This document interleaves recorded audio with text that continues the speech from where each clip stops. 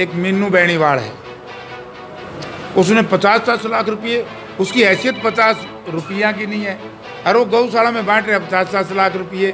तो ये इतना रुपया, हजारों करोड़ रुपया, सैकड़ों करोड़ रुपया जो इन्हें बांटा है, तो किसके लिए बांटा है?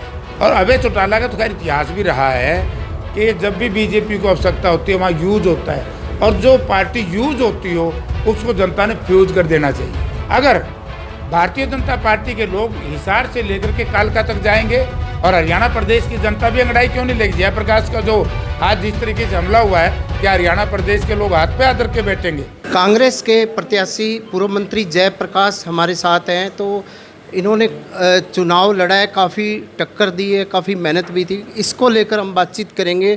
जयप्रकाश जी, आप ये कह रहे थे कि मेरी जीत होगी 20,000 वोटों से, तो क्या कमियां रही?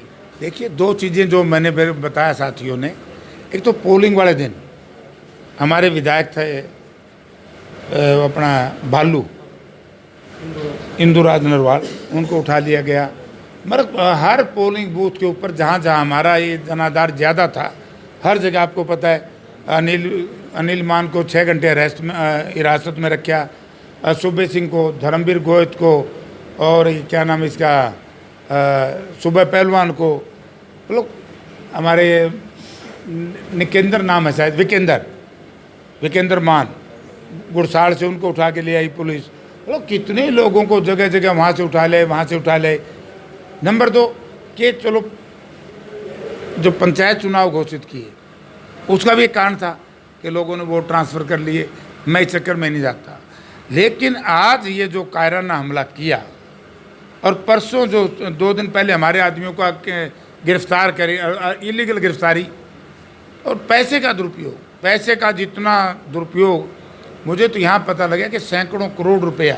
आज इसके उदाहरण मैं समय आने पर दूँगा कि जो लोग आए थे, आपको मालूम है एक मीनू बेनीवाल है, उसने 50-50 लाख रुपये, उसकी हैसियत 50 रुपया की नहीं है, और वो गौशाला में बांट रहे हैं 50-50 लाख रुपये। वो गांव-गांव में कह रहे हैं मैं तुम्हारी ढाणी पक्की करा दूंगा। ये आप लोगों भी देखा होगा। तो ये इतना रुपया, हजारों करोड़ रुपया, सैकड़ों करोड़ रुपया जो इन्हें बांटा है, तो किसके लिए बांटा है? और ये तो बाई इलेक्शन था।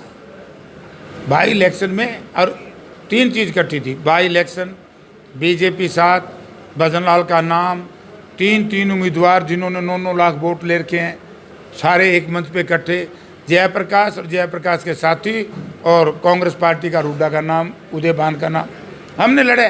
तो 52,000 वोट दे करके मुझे ऐसा लग रहा है कि कुलदीप बिश्नोई ने शर्म तो ये आनी पड़ेगी।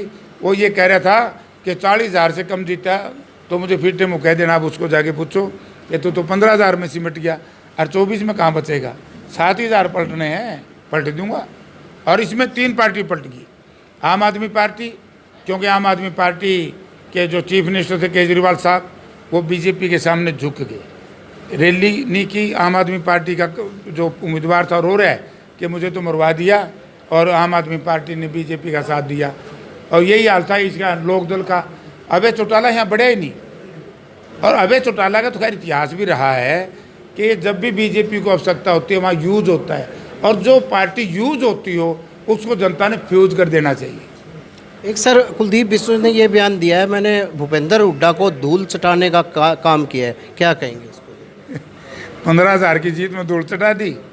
ये तो लोग ये कहते थे 1 लाख वोट आएंगे, वोट तो 67,000 रह गए। हर 19 में 30,000 से जीते, 15 से जीते, तो माइनस में गया है धूल। और 3 पार्टी, ये तो कम आया है। तो 2024 का आप इलेक्शन कैसे देखते हैं? और आदमपुर से खुद लड़ेंगे?